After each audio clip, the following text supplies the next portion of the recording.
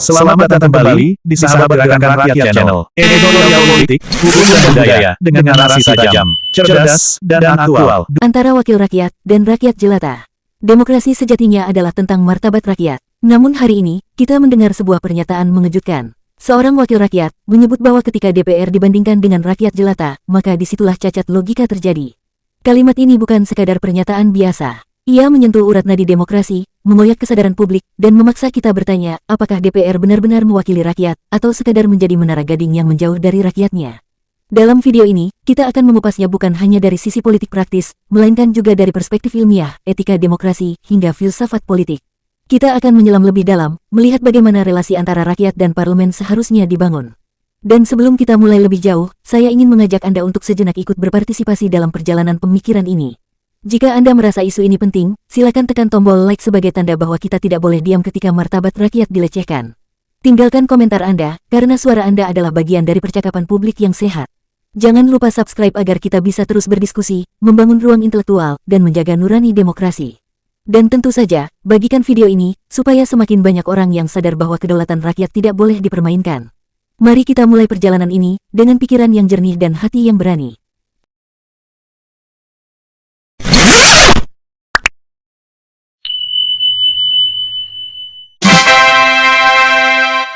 Antara wakil rakyat dan rakyat jelata. Dalam beberapa hari terakhir, publik kembali dikejutkan oleh pernyataan seorang anggota DPR yang dengan lantang menyebut, ketika DPR dibandingkan dengan rakyat jelata, di situ, Anda cacat logika. Ungkapan ini, meskipun lahir dari ruang formal parlemen, justru membuka ruang diskursus publik tentang relasi antara lembaga perwakilan dan rakyat sebagai pemilik kedaulatan. Secara ilmiah, pernyataan ini dapat dibaca melalui 3 sudut pandang, politik representasi, etika demokrasi, dan filsafat politik. Dalam teori demokrasi modern, khususnya menurut Hannah Pitkin, representasi bukanlah sekadar soal hadir di kursi parlemen, melainkan tentang bertindak atas nama rakyat dan mewakili kepentingan rakyat. Artinya, DPR, secara ontologis, tidak pernah memiliki eksistensi tanpa rakyat. Rakyat adalah asal-muasal, sumber legitimasi, dan roh dari setiap kursi di parlemen. Ketika seorang anggota DPR menyebut rakyat sebagai jelata dan memposisikan mereka lebih rendah daripada parlemen, hal itu adalah kontradiksi fundamental. Sebab, DPR tidak mungkin ada tanpa rakyat. Dengan kata lain, secara epistemologis, rakyat adalah condition sine qua non dari keberadaan DPR. Secara etis, demokrasi lahir untuk menghapuskan hierarki feodal yang menempatkan penguasa di atas rakyat. Rousseau menegaskan, kedaulatan itu tidak dapat dipindahkan, tidak dapat dibagi, dan sepenuhnya berada pada rakyat. Negara hanya menjalankan mandat, bukan menciptakan kedaulatan baru. Namun, pernyataan rakyat jelata menunjukkan bahwa residu feodalisme masih kuat dalam tubuh politik Indonesia. Wakil rakyat lebih merasa dirinya sebagai elit kekuasaan daripada pelayan publik. Padahal, dalam etika demokrasi, tugas wakil rakyat adalah servant leadership, memimpin dengan melayani, bukan berkuasa dengan menguasai. Dari sisi filsafat, kalimat tersebut mengandung kontradiksi logis. Menyebut rakyat cacat logika, karena membandingkan DPR dengan rakyat, sama saja mengabaikan hakikat keberadaan lembaga itu sendiri. Hegel mengajarkan bahwa setiap institusi politik adalah penjelmaan roh rakyat. Artinya, memisahkan DPR dari rakyat, sama dengan memisahkan roh dari tubuh, keduanya tidak akan hidup tanpa yang lain. Lebih jauh lagi, Karl Popper memperingatkan tentang bahaya otoritarianisme yang tumbuh diam-diam dalam sistem demokrasi. Pernyataan anggota DPR tersebut adalah gejala awal dari mentalitas otoritarian yang merasa lebih tinggi daripada rakyat. Sebuah ironi dalam sistem yang mengklaim diri demokratis. Data empiris mendukung kegelisahan ini. Survei berbagai lembaga menunjukkan bahwa tingkat kepercayaan publik terhadap DPR cenderung rendah, jauh di bawah lembaga eksekutif maupun institusi sosial keagamaan. Ketika rakyat mendengar wakilnya menyebut mereka sebagai jelata, jurang kepercayaan itu semakin lebar. Demokrasi hanya bisa bertahan jika ada social trust antara rakyat dan institusi perwakilan.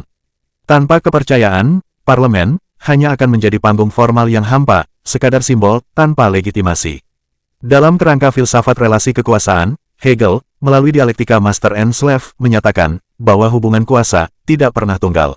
Seorang tuan hanya dapat disebut tuan jika ada hamba, dan seorang hamba hanya disebut hamba jika ada tuan. Namun, dalam demokrasi modern, relasi itu seharusnya dihapus.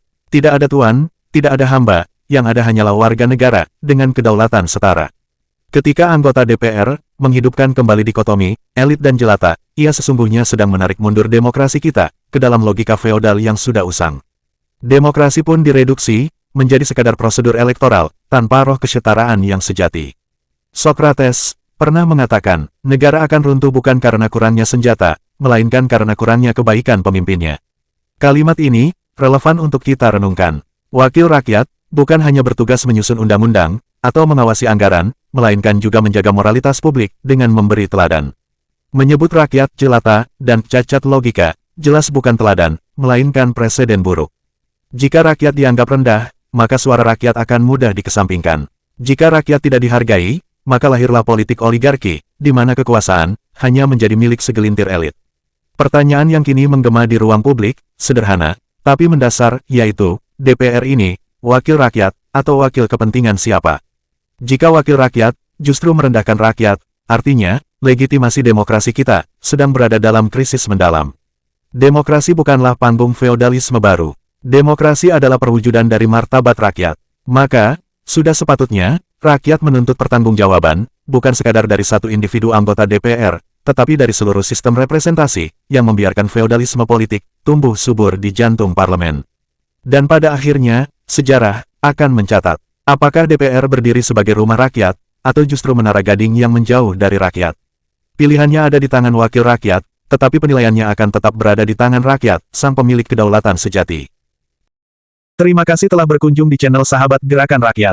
Mari kita diskusikan bersama topik ini di kolom komentar. Jangan lupa membagikan video ini pada sahabat dan relasi tercinta Anda. Dukung kami dengan subscribe dan nyalakan lonceng notifikasinya, sebelum kita lanjut ke topik menarik lainnya.